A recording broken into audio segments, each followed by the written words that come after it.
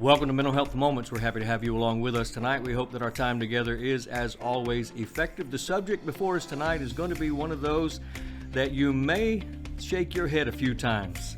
Hold on, stay with us. We'll be right back.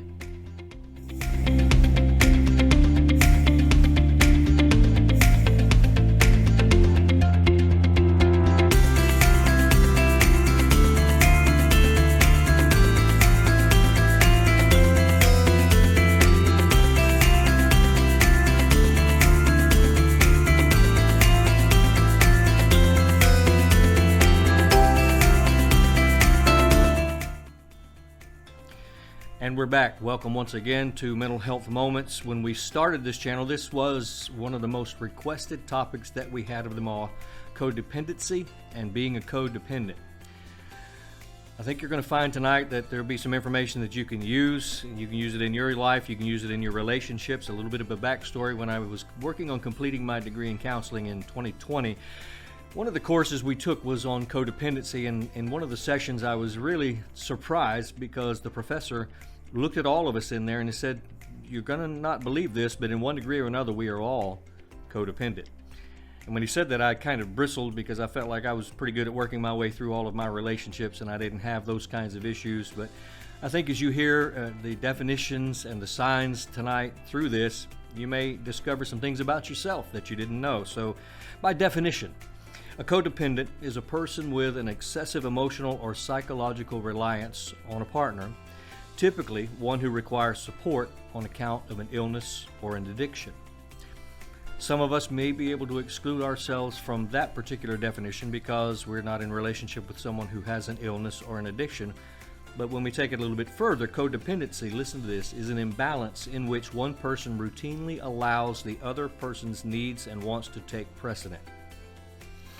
Even relationships that start as equal partnerships can become codependent over time if one partner overly becomes dependent on help or the support of the other.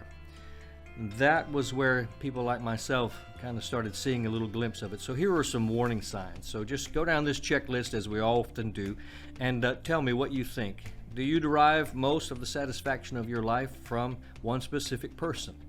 That there's this one person that you just automatically gravitate to and you feel like your life revolves around them most of all. Have you stayed with your partner even though they are always taking from you and not giving anything in return? In my time of counseling, I see that quite often. Do you constantly feel responsible for trying to solve other people's problems? Is it difficult for you to talk about your own needs and wants? Whenever you're in discussions with other people, you often push yourself aside and say, "Oh, it's not important what I'm feeling. Let's talk about what you're dealing with." Is it difficult for you to talk about your own needs and wants? Is your mental, emotional, and physical health suffering from living up to the unrealistic expectations that you have set for yourself? Come on, all these people out there, Superman and Superwoman, you feel like you've got to meet everybody else's needs and live up to their expectations. Is it taking a toll on yourself? Have you lost sight of your own goals and ambitions? We all have them. We all have goals and ambitions in our lives, but sometimes when we get into codependent relationships, we start to lose sight of our own goals, our own ambitions, the things that we want to do. Do you wish you could be more independent but feel torn when you try to make space for yourself and your relationships? I see that in a lot of people, that you want to be independent, but you just feel like you can't. You feel like you have to be there for that other person. Does your constant effort to conform to other people's desires make you feel anxious or burned out? You see what I mean when I told you at the beginning that this is one of those that we can kind of go, I see that. These little questions, simple questions. Are you a people pleaser? Do you have trouble establishing and enforcing boundaries? In one of our upcoming segments, we're going to be doing some talk about boundaries, but codependents are infamous for saying, I will not tolerate any of that behavior any further, but then they go right back and go back into it. And they say yes when they really mean to say no, and they lose sense of their boundaries. Well, I'll just help you one more time. I'll just do this one more time.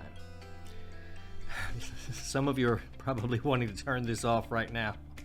Codependency is when you find yourself obsessed with taking care of other people and you feel like you have to take care of everyone all the time. That is so many people. You have a problem with self-esteem. with your own self, even though you have a high regard for others and you yourself have a hard time with self-acceptance and personal self-worth. And one of the reasons is because you're always basing your sense of self-worth on the approval of other people. Many times codependent people will try to deal with that through perfection. You try to be as good as you can, you're better than everyone else. And that self-esteem begins to suffer because you feel needed at the expense of having your own needs met. So how are we doing so far? Have I lost you yet? Let's do a little myth busting. Just some myths that need to be taken care of pretty quickly, and I hope the people from the Discovery Channel don't sue me for that. Myth number one, codependency is a mental illness.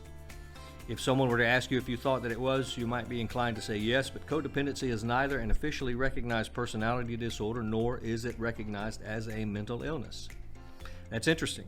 Codependency, listen to this, is a pattern of learned behaviors that serve to protect you from feeling out of control. So, it's not a mental illness or a personality disorder.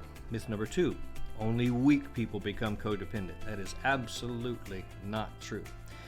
Sometimes very accomplished and highly productive people find themselves in codependent relationships for one reason or another, many reasons, but they're true. So if you say, well, I'm codependent on someone or something, so I must be a weak person, let me encourage you to say that that's not true. Myth number three, codependency only occurs in those who are in relationships with people who abuse substances.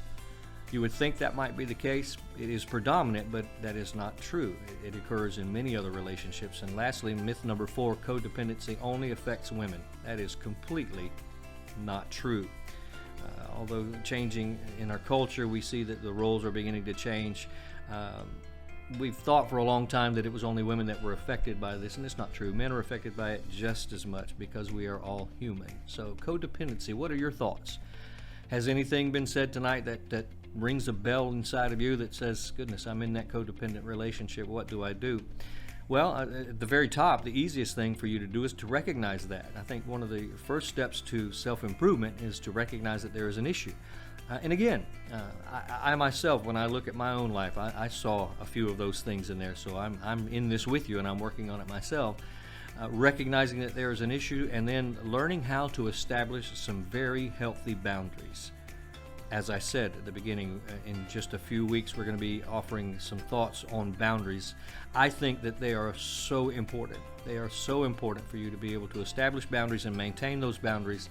And sometimes there is a need for flexibility, but many times there are not, because the person upon whom you are codependent learns how to manipulate those boundaries and manipulate you. So let me ask you tonight, what are your thoughts?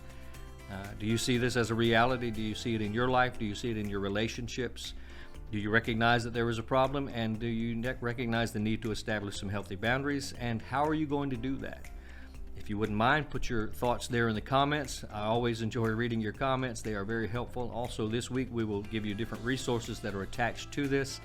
One of the resources that we're going to offer is a codependency quiz, just a very quick quiz, 5 minutes or so, that will let you ask and answer the questions if you are codependent. As always, we hope that this has been helpful.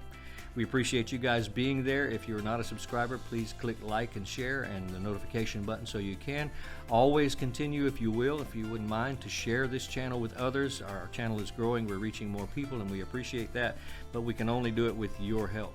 If you have any other suggestions for us, be sure to put them in the comments, or my contact information is on the screen right now. You can just send me a private message and we will get back to you.